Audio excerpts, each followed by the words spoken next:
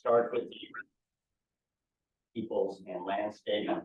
We will begin by acknowledging the treaty territory of the Anishinaabe, which is defined within the Pre-Confederation Treaty known as the London Township Treaty of 1796. Throughout time, this region has also become the current home to the Haudenosaunee and Lenape nations. Well, can you just pause for a minute? Sorry. Absolutely.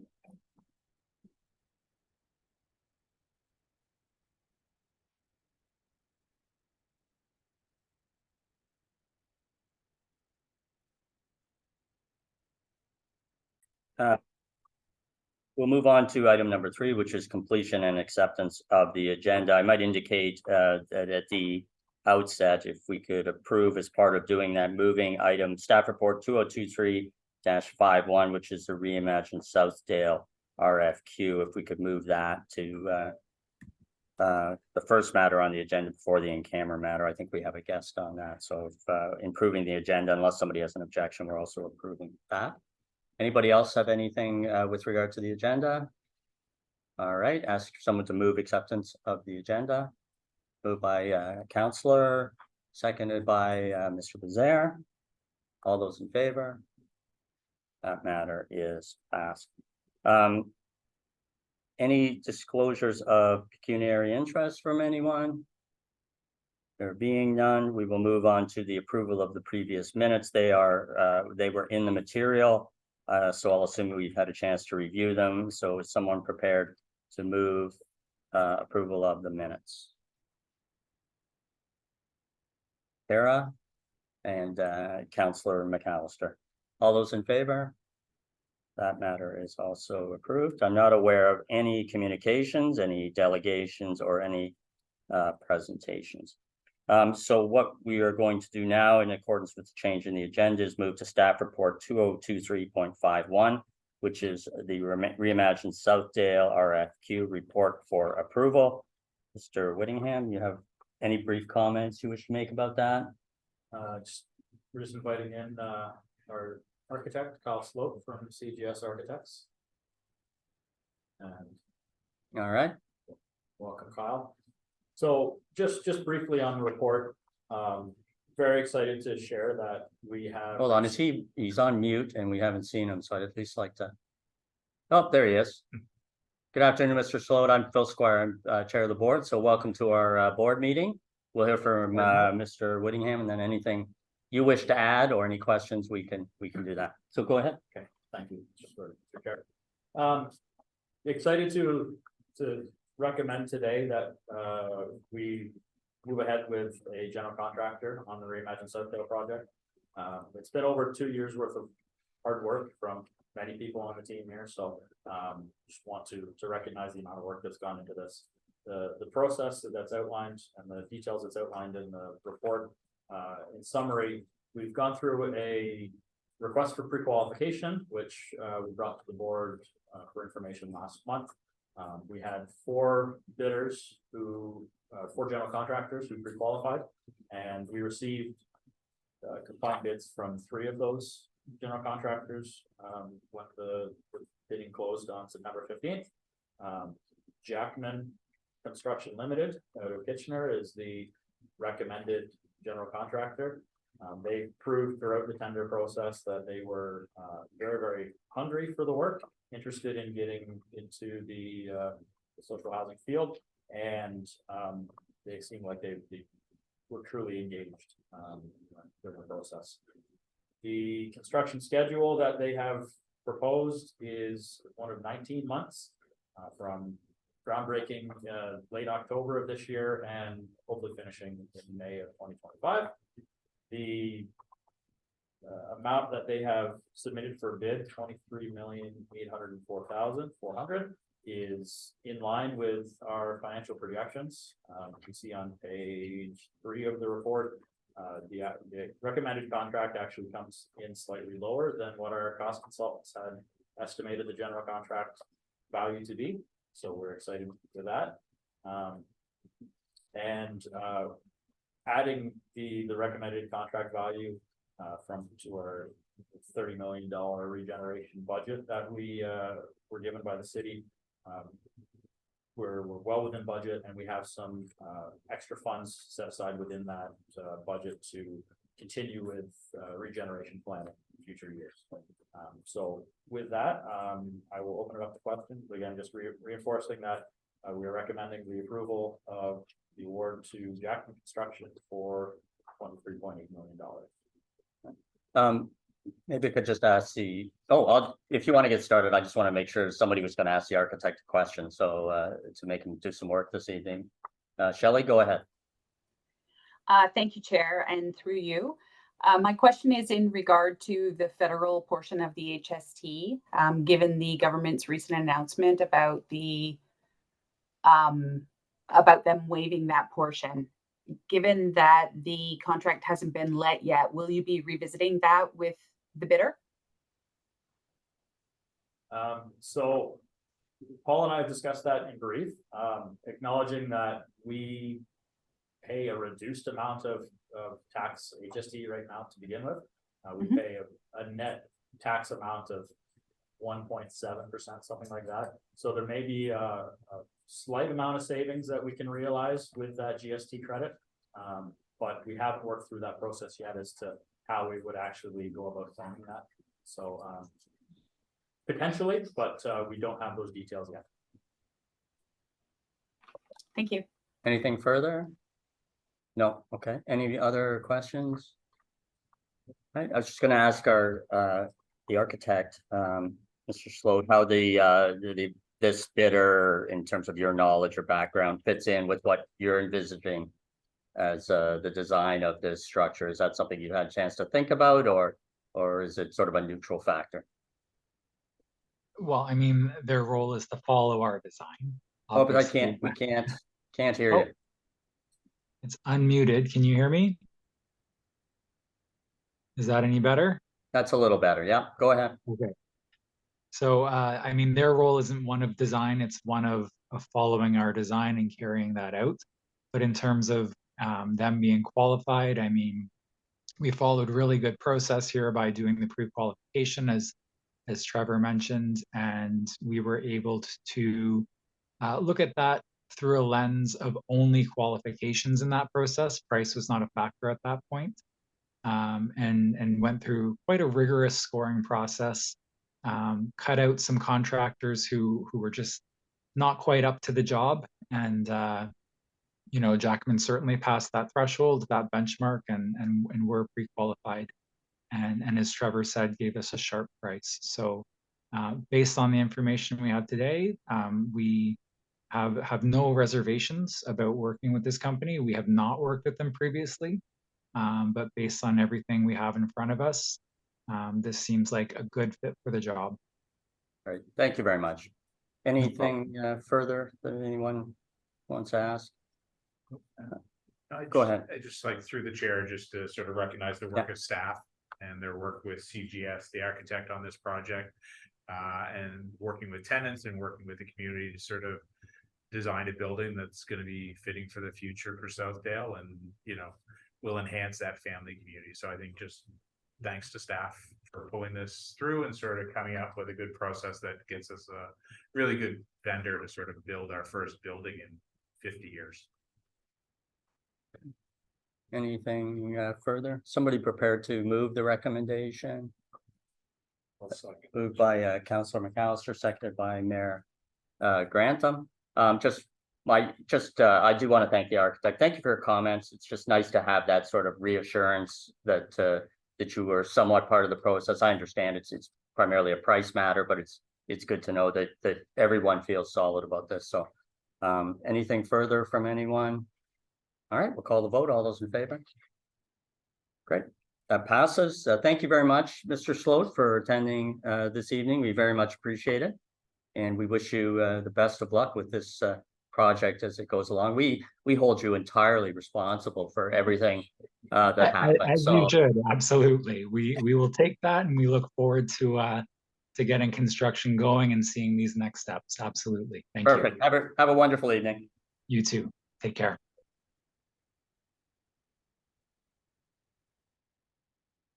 Great. so we're gonna move on to item number 9, which is the in-camera item. So I'll just need a motion to go in camera.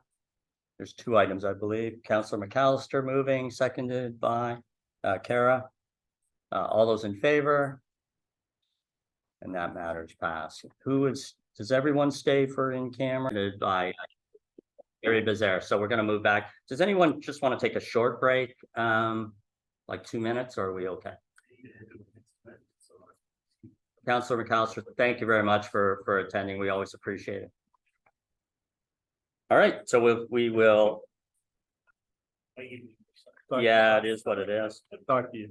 I just want to go back to my minutes. My last one.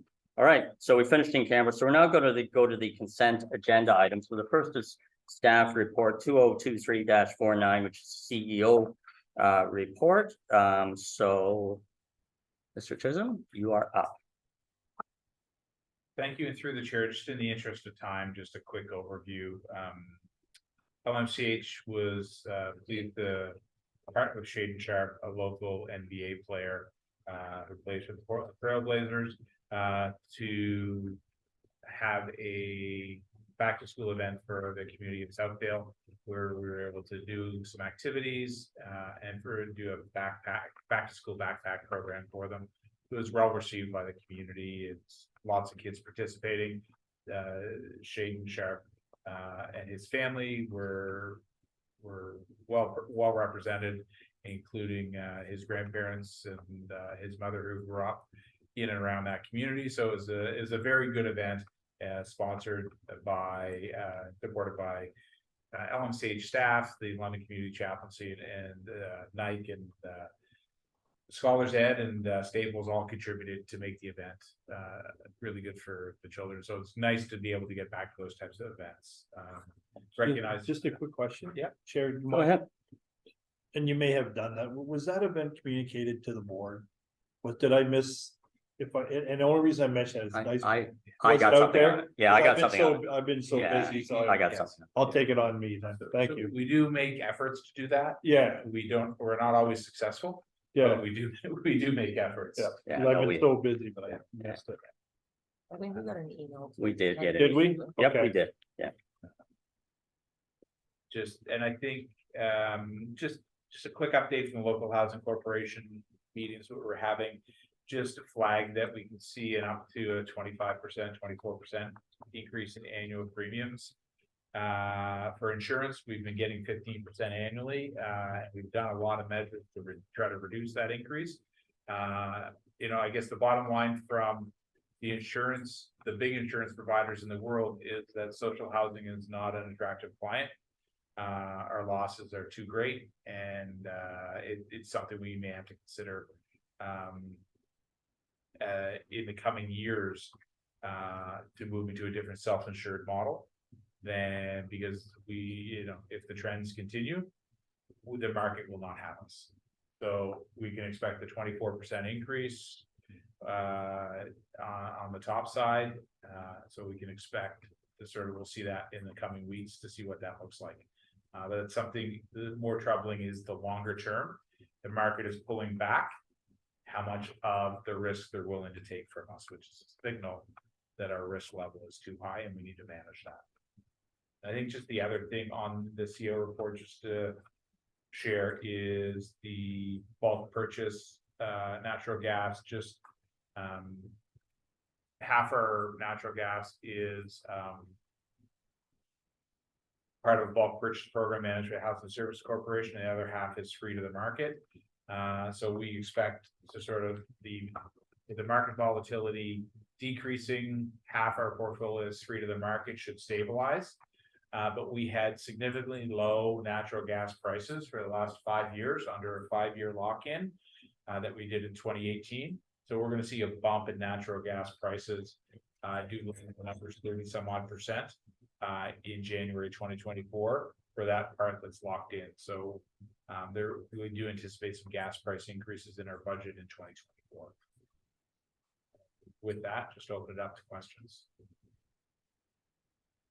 Yeah, if I could just expand, rather than questions, I just wanted to expand on a couple of things. I think they were in your report. All right. Yeah, just first of all, I wanted to talk about the tenant director recruitment update. Just for everyone's benefit, we had a good process, I think, in place. We considered, I think, every single person who submitted a resume on some level. We then had interviews with 4 people or 5 candidates. 5 people actually were shortlisted and 1 chose to withdraw themselves from the process. The interview were fulsome and we made a selection. I understand from just hearing Councillor McAllister that our recommendation is at least made it through some level, the committee level, Committee level, yeah. SPPC. It was, yes, it was passed yesterday. All right, so that's a good sign that it will probably be, if it's been approved at SPPC, which is council sitting as a whole, then it will be approved at council. And just so everyone's aware, I think we have a very good candidate who has a good knowledge of governance, and I think will be a very positive contribution. So I just wanted to go over that. And I think also was in your report about the request for property management services. Yes. Right. And I just wanted to touch on that. You'll remember at our last meeting, I was a little contentious about that. I didn't quite understand what it was. Just so everyone's aware, I had a chance to meet with the city representative. Actually, the mayor was there because the mayor was out in the parking lot in his car. So I don't know. I invited him in for the meeting. He seemed to, it was okay, right? Yeah. And we had a good meeting, and what I tried to reinforce with the city rep is that we were sort of open to property management, but what we were looking for going forward was maybe an opportunity to use this as a means to make a further contribution in rent geared to income housing, which I think would be really great. So I've agreed to sit on the board if that's required as we go forward. So if someone else is interested in doing that, could you let me know? It's not a long-term commitment, but it's something that may be beneficial to us in terms of us moving forward in what we do. If our vision is to make rent geared to income housing safer, better for our tenants, in a situation where we don't need to spend so much on security, all of that sort of thing, then I think we've got to find a way to do it. We've started that process by asking the city to give us more control over the tenancy process, which I understand will be something that we'll see coming along. I think we should also be looking for opportunities, as we did with Reimagine London, to find sites we can redevelop, sites we can make better places for people to live and sort of elevate what we're doing. So those are my thoughts, and I think this is a process. I've already talked to I talked to the deputy mayor about it. He understands that and is somewhat supportive of that, at least on an informal basis. So I just wanted to make sure everyone on the board was aware of what we were doing, what I had committed to in that area. If people aren't interested in joining that board, I understand everyone's time commitments. There'd probably be one other person. Just for Kara's benefit, they were very interested in the idea that one of our tenant members of the board might be interested in helping with this project. That's just a little nudge in your direction, Kara, that you can just ignore me if you like. But I think it's an opportunity for us that we can't really let run past. So those are just my additional comments on Paul's report. So I'll turn things over now for questions from members of the board. Questions, comments? Karen? I'm willing to do that. We're done. We did it. Well played. All right. So we just Sorry. Oh, sorry, I did have my hand up. It's okay. go ahead, Gary. Thanks, through the chair.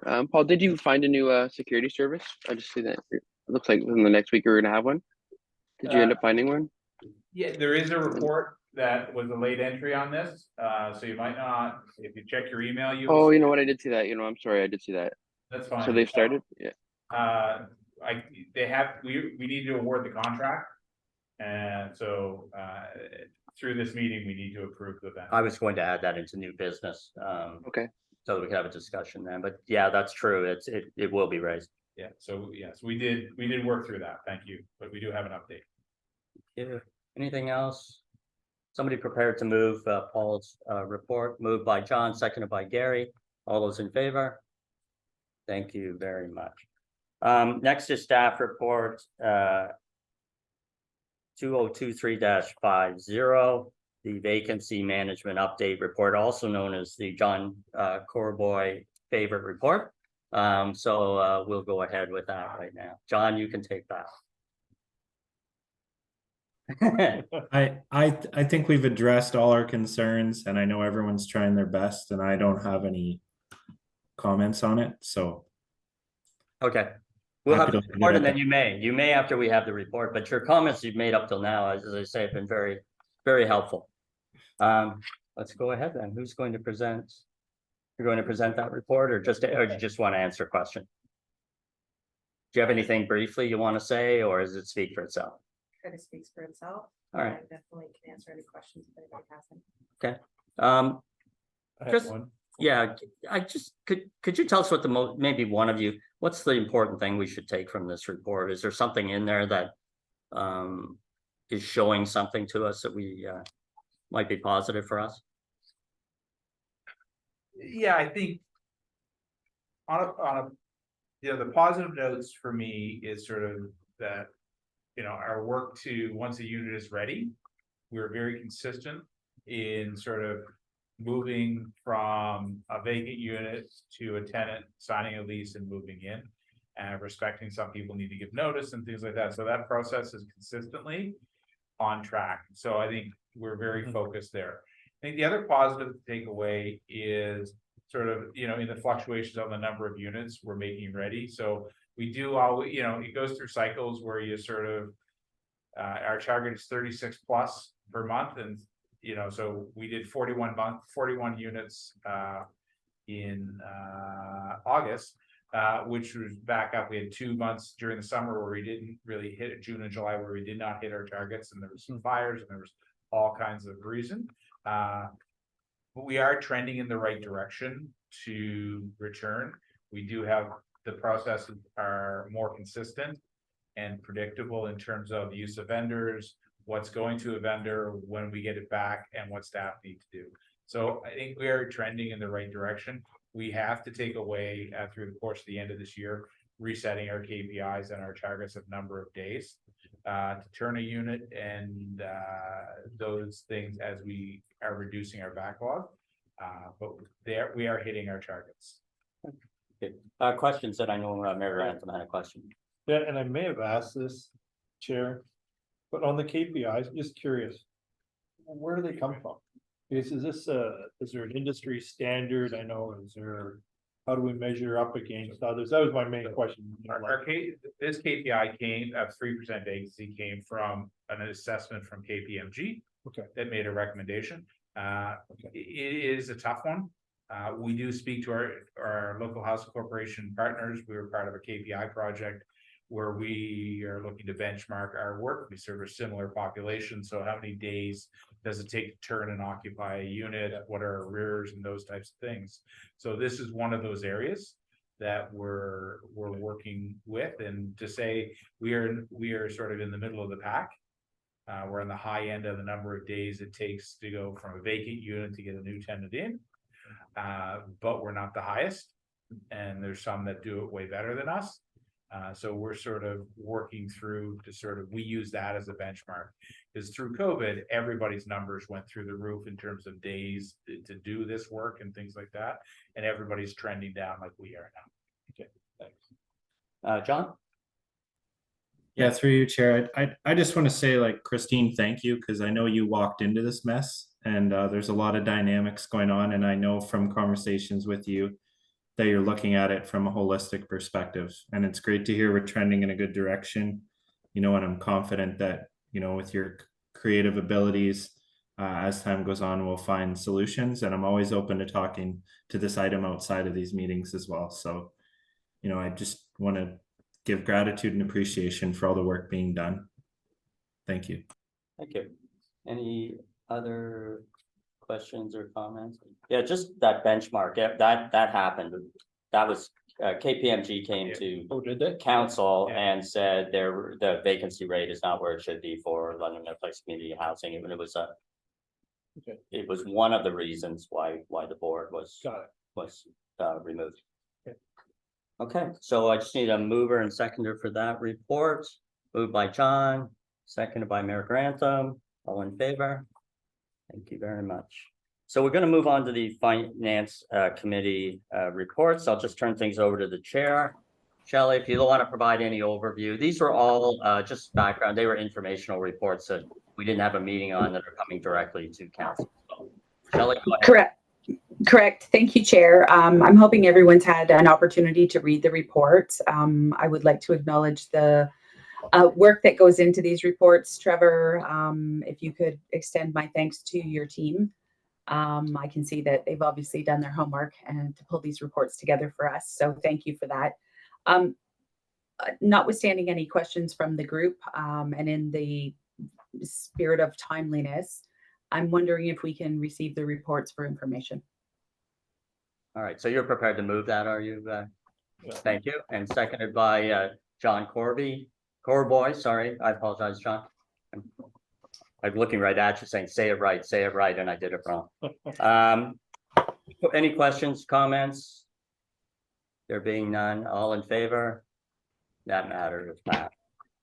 We've done the Reimagine Southdale. We have one matter under new business, which is staff report 2023-52, which is a prospective contract award for security guard services. I'll just turn things over to Paul to make any comments. I think it's fairly self-explanatory, but is there anything you wish to add? No, I think just as a highlight, we spent about $600,000 to $700,000 annually on security guard services. You'll notice from our financial report that we're slightly underspent in security guard services. That's because our current provider is not able to meet our service standards. So the number of officers and security guards available at certain locations through the contract, they're not meeting. And so through discussion with the provider, and seeing if the contract was supposed to end in December 2023, we just made the decision to go to market early and bring in a replacement provider. And we only went for a short 8-month contract because we have some work we want to do on KPIs and some standards we want to implement in this program.